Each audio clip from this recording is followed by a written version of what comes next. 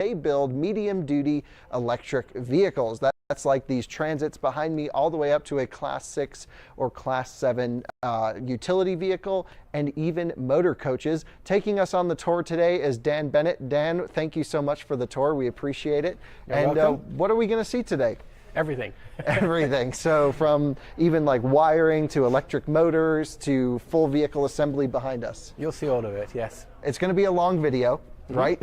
But super in-depth. Yeah, super fun. So Dan, thanks so much for willing to take us on the tour and also loaning us a vehicle, because we're going to have a ton of fun over the next week driving one of your vehicles. That's going to be in a separate video. Yes. So for now, let's get started and show us start to finish of your production line. Okay.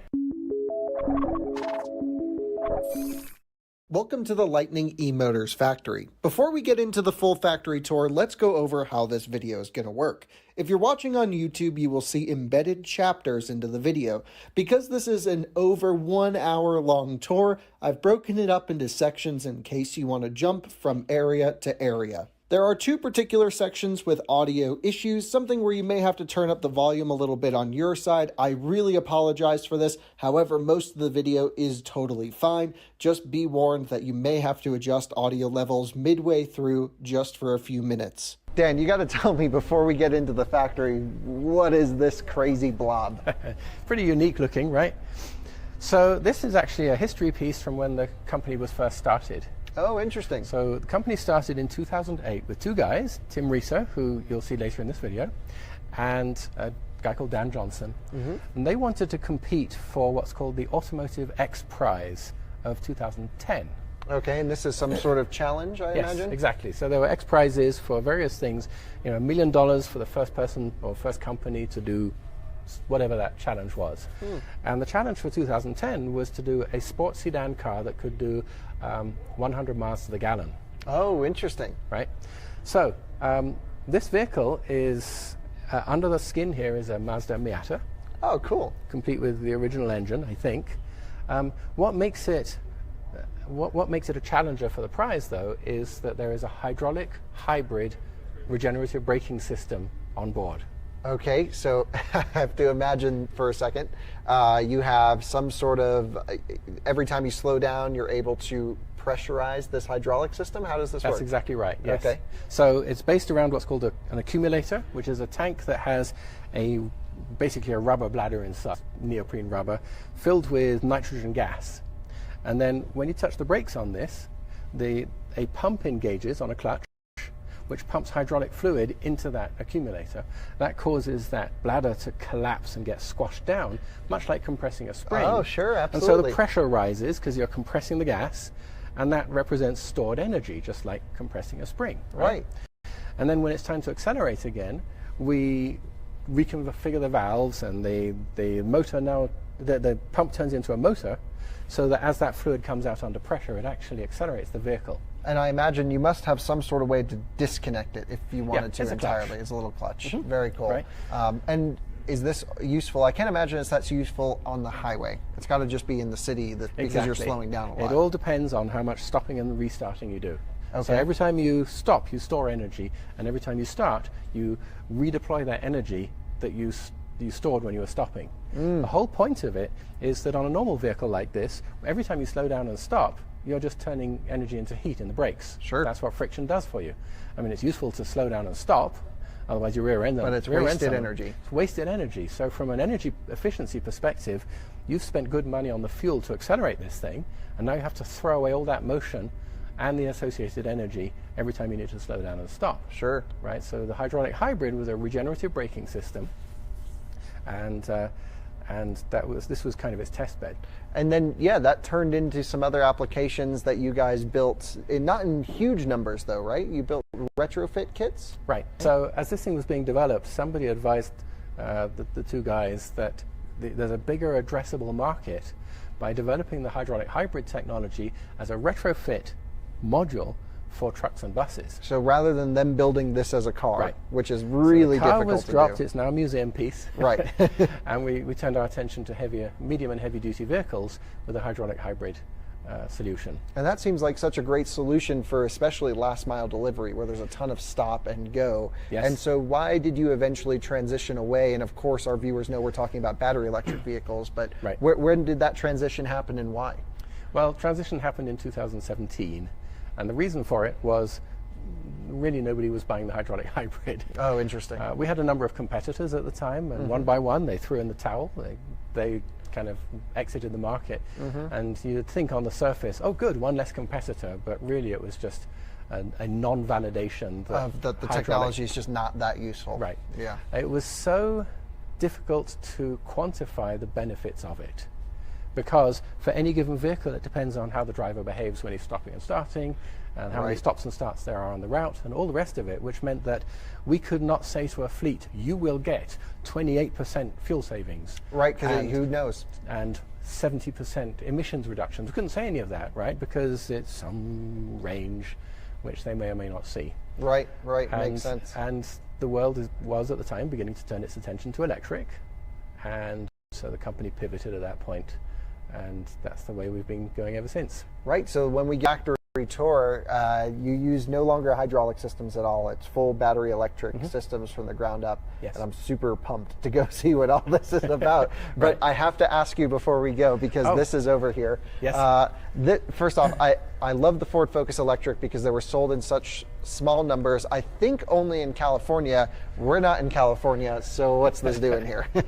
This was what you euphemistically call a donor vehicle. A donor vehicle, okay. So you harvested the high voltage components? We harvested the high voltage components, especially the batteries. Yeah. Yeah. And the reason was that at the time that we started scoping out how to do electric technology, getting hold of road-going battery packs was almost impossible. Oh, for just the ones a source, and even just from a cost perspective, it must have been astronomical. Right. It was cheaper and easier to lease a bunch of these vehicles, and they're out in the parking lot lined up out there, all gutted. All brand new, never driven Ford Focus Electrics, just with powertrains completely missing. Yeah, I don't even think we took the motors because it's too small a motor for what we need. Right, just took the battery. Just the batteries and some of the supporting components, yes. Wow, that is so funny. So that's why there's a whole bunch of these little Focus Electrics in the parking lot. So you're going to just call Ford and say, we're really sorry, good luck. Well, pretty much. The lease is coming to an end pretty soon. Yeah. I think it's safe to say we're not going to get the deposit back.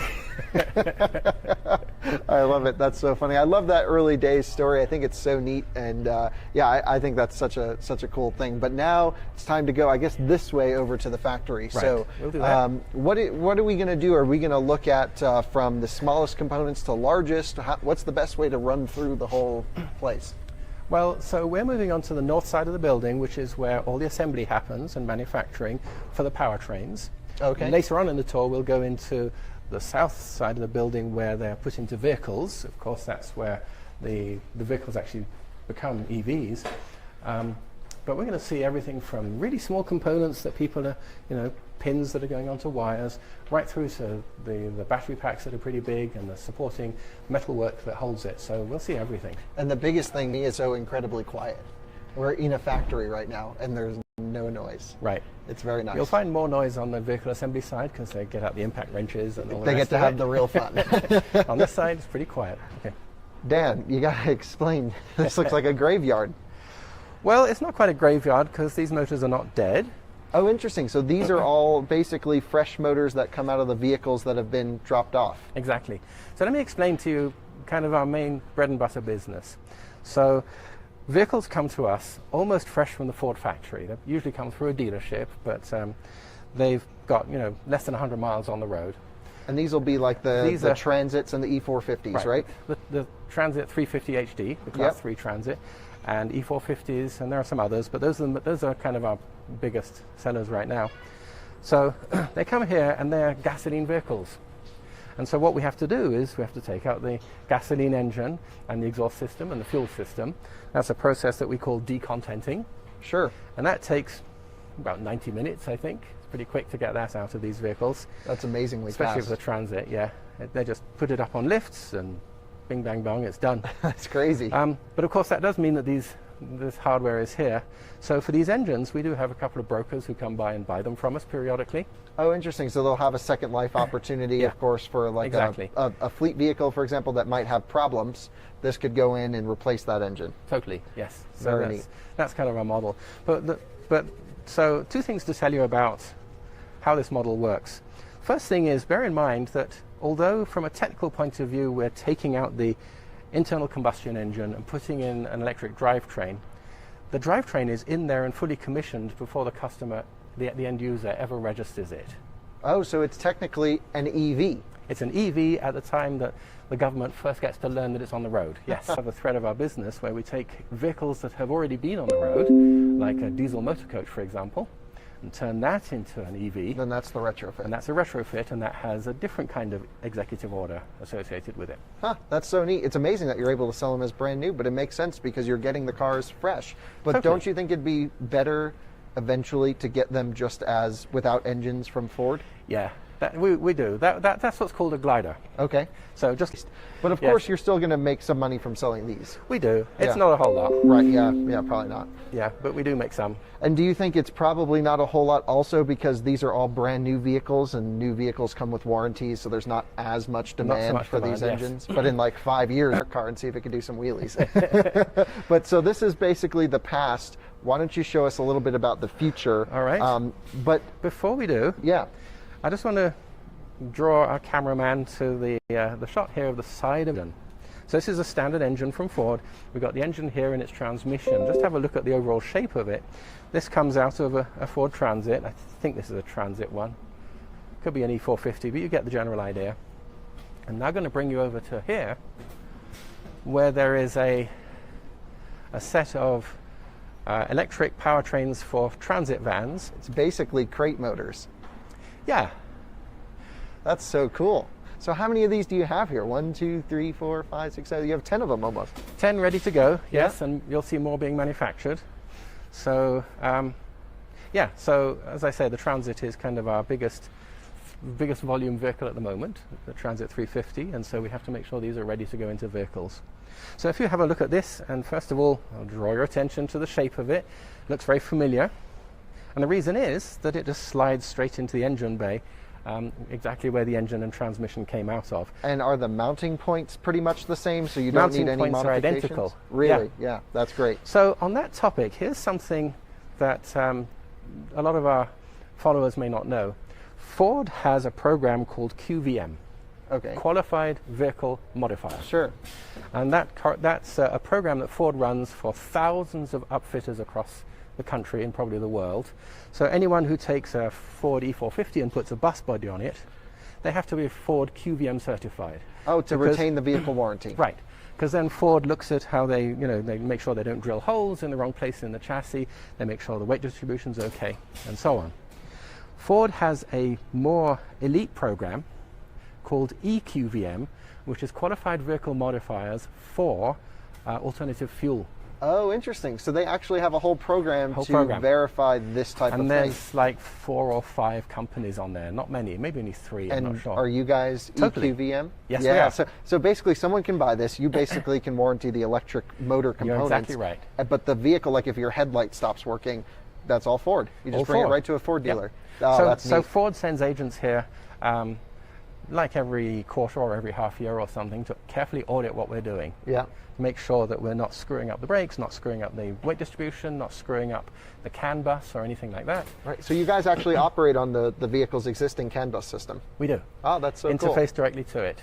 That's and neat. that's really useful for things like controlling the dashboard, for monitoring the driver's controls. Yeah, it and means you don't everything. have to redo anything. Right. That's super easy. So yeah, we have a very, very deep level of integration like that. Cool. But That's yeah, so Ford cool. actively audits us for EQVM certification for our vehicles. So tell me more about this crate. I'm going to call it a crate section. I'm not sure what you do, but basically We a call it powertrain a in a sled. box. A sled. Okay, so tell me more about your sled. You have obviously power electronics up front, an electric motor here in the center, and then I guess a reduction gear back here. Yes. But explain in more All right. detail. So the traction motor is this cylindrical component in the middle there. And that actually comes from a company called Danfoss, Okay. which is actually a company from Finland, but they have a division in Longmont, which Oh, is right down the road. just 10 miles away, and that's where this is manufactured. It's mated to a single-speed reduction gearbox, just so that the operating RPM of the motor is ideally matched to the operating RPM of the drive shaft. Sure, and what is roughly like the top speed of one of these things? Are they highway capable? Oh, absolutely. Yeah, we for the Transit, we set it up for about 65 to 70 miles per hour. That's amazing. I've driven it at that speed, and yeah? it's just like driving just a like vehicle. a normal one. It's pretty sweet. I Very can't nice. wait to try that. Yeah, totally. What I should say is that all of our electric drivetrains use the architecture where you have a drive shaft to a rear drive axle. Okay, that makes sense. So Right. you don't have a motor on the axle itself, it just goes through the existing factory drive shaft, or do you have to create a new one? Factory drive shaft. So this endpoint is the exact same distance from the end of the transmission output shaft, so Yes. it just matches up, so you don't have to do anything. Correct. Oh, that's You're right. You just slide this amazing. thing in and put the drive shaft back, and mechanically you're coupled. Well, that's also got to be useful for different length of wheelbase vehicles as well, especially Transit. You can get in different configurations. It'd be not, you don't even have to worry about all that. Well, we do worry a bit because we specify a minimum wheelbase, because we've also got to fit battery packs under there as well. Oh, okay, that makes sense. So Right. you do need kind of the longer ones to get the electric. Yep, Yeah. so the only Transit we convert is the 350 HD, which is high roof, extended body, long wheelbase. And are those the dually. dualies? Yeah, Yes. the dually, they look great. Which is great because we're the only people doing that van platform. Oh, interesting. And in fact, Ford is coming out with an electric Transit van next year, but it won't be the Class 3. Oh, so it's just going to be a lower duty. It'll be smaller ones. Yeah. It'll be, I think, the Class 1 and the Class 2. And if I remember correctly, there are no passenger versions. Correct, there's no passenger version. So you can from have Ford. one with like 10 seats in it or whatever it is, Right. and Right. they're not going to be able Right. to offer that. Yeah. That's a good competitive advantage. That's neat. Totally, yeah. Yeah. Other key components we've got here, the inverter is the electronics box. It's a bit hard to see, but it's way down at the bottom there. So the inverter is the power electronics that interfaces the DC side of things, which is what comes from the batteries, Sure. with the AC that is consumed by the motor. Yep, of course. So it's a variable frequency drive, which is what's needed to change speed on the road. Absolutely. Otherwise, they'd all just run down at whatever speed you have it set to. Right, and into that, it also supports regenerative braking. Oh, that's great. Can it do even one pedal type driving as well? Yes. That's so great. That's right, you just take your foot off the pedal. Feels like you've got aggressive engine braking because you've got aggressive engine braking. And then also this calibrate case- this for other things too, right?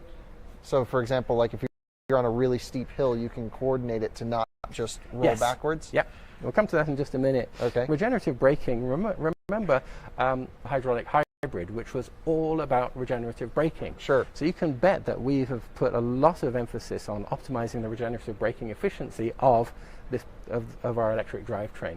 Oh, yeah. And we think we have the best in the industry. Really? Okay, that's neat. We model the heck out of it, we optimize it. So regenerative braking, which is, I mean, your viewers know what regenerative braking is, Of course, right? yep. So, Yep. but the motor basically does double duty as a generator to slow the vehicle and push some charge back into the batteries. And do you think there's a measurable increase in the service life of the braking system because of that? Absolutely. Yeah. Yeah, because we don't touch the braking system. There's still the factory friction brakes on the wheels.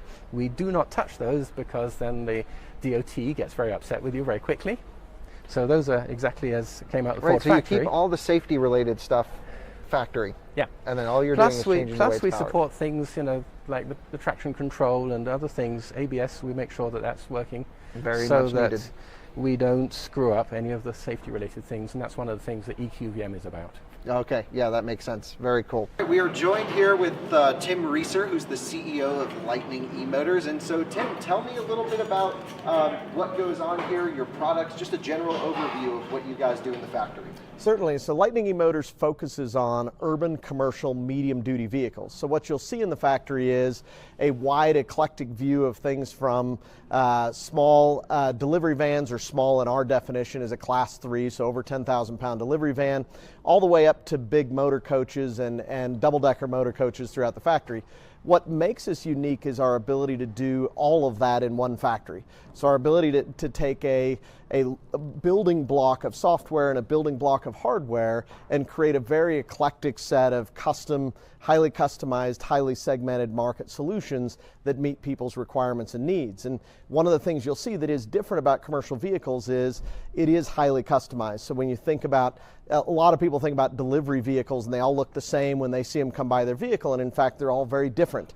The same thing when you think about some of the applications, for example, an RV, or you think about an ambulance. Again, all very different. What's underneath the vehicle is different. What's on top of the vehicle, the high voltage aspects are different.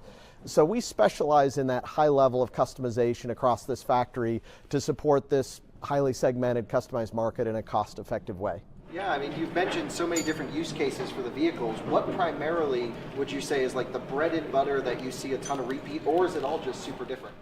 I would like it to be a ton of repeat, but it really is very different. So I'll give some examples. We've done quite a few shuttles this year, but even the shuttles will range from a 15-passenger van-based shuttle all the way to a 80-passenger motor coach. Yeah, so it's a double-decker motor coach, and it's a lot of fun. It has a bathroom in it. So all the complexities, it sounds, a lot of people think of electrification like I've put a motor and a battery in it and I'm done. But when you stop and think about some of these ones might have special battery or special video connections to look at temperatures on passengers for COVID, or they might have special situations for how they're seated, and each of those are different for each of the coaches. So we think about that passenger space, and we like it a lot, but throughout COVID it has been constrained. Many of the, when you think about campuses, whether it's a school bus campus or a large employer campus, they aren't transporting people like they might have been doing pre-COVID.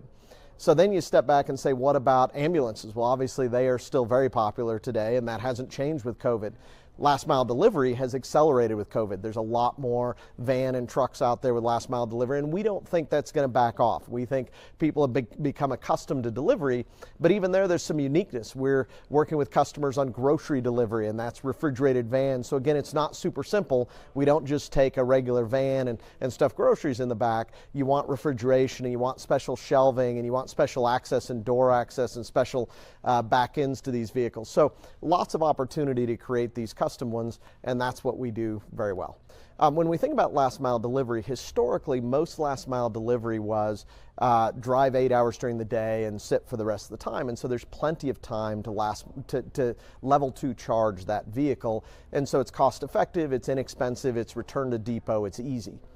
But then when you think about the shuttle bus scenario, we've got shuttle buses running at San Diego Airport, and they run 3 shifts. They don't really stop. They have a 4-hour dwell at night, and they're just nonstop. Sure. So in those cases, they need to DC fast charge, and in fact need a very fast DC fast charge, so that every time they hit a lunch break or an afternoon break or a shift change, we get a fast opportunity charge in and they go back out. So we see both cases, but as you move into bigger and bigger vehicles, even a slow charge requires what is in the passenger vehicle world a DC fast charge. So when you think about our motor coach, it has 640 kilowatt hours. So essentially, 8 Tesla Model 3 batteries in it. So it's got a lot of battery capacity in that vehicle. So people often say, well, do you have to DC fast charge? And I'm like, well, even a DC fast charger at 50 kilowatt or 150 kilowatt or even 350 kilowatt is 350 kilowatts still, still a couple hours. So it's still not, C 2C, it's still 1C, so, or less than 1C. So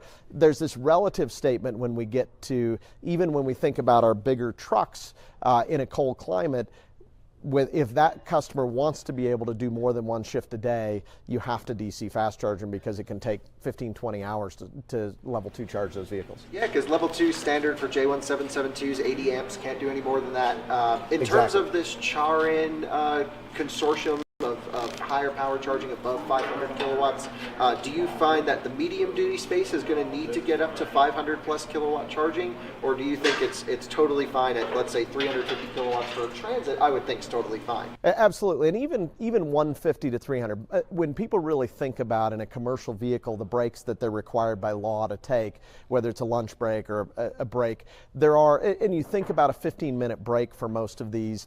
When you think about a 150 kilowatt charger on a class 3 or a class 4 vehicle, it's plenty. So we see the 150s and the 350s plenty. In many cases, the customers only need 50 or 75, and we've got some customers only buying 25 kilowatt DC fast charge. So that's still about twice what you're going to get out of a level 2, and still plenty for many customers to get done. So part of our business is we start with looking at the customer's needs. What's their route? what's their payload, and this is again different. Most passenger vehicles don't have to think about payload. Payload makes a huge impact. Obviously, we all know even in passenger vehicle, temperature makes a big impact. So we look at payload, we look at route, we look at hills, we look at all of that. We plug it into our model and we look at how big a vehicle the customer needs, and we know, hey, that vehicle's going to get 1.5 miles per kilowatt hour. That vehicle's going to have 5 hours of dwell time at night, and we spec the perfect charger for that customer. And then we can even back up further and say, what's the best way to provide energy to that charger? If the customer really wants green energy, can we create through solar panels, create all the energy they need, store it in batteries, and at night be able to dump it? So as we look at how do you not only say how much charging do you need and when, but what kind of energy and how green does that energy need to be? And we get to look at all of that as we build a solution. And just to wrap it up, I want you to be able to tell us what is the most important thing, the one thing you'd love for our audience to take away from this tour that you're doing here. So I think the biggest thing is commercial vehicles and passenger vehicles are very different, and what we're doing is focused on that medium duty commercial vehicles where a one size fits all isn't the same, doesn't work, and there's a lot of uniqueness not only to the fact that these are unique vehicles, but also they're made in smaller quantities. So although you won't see these a highly roboticized factory, there's still a lot of sophistication, there's still a lot of innovation that goes into how do you take something that is lower volume and still do it in a cost-effective way, in an economical way, and in an efficiency way.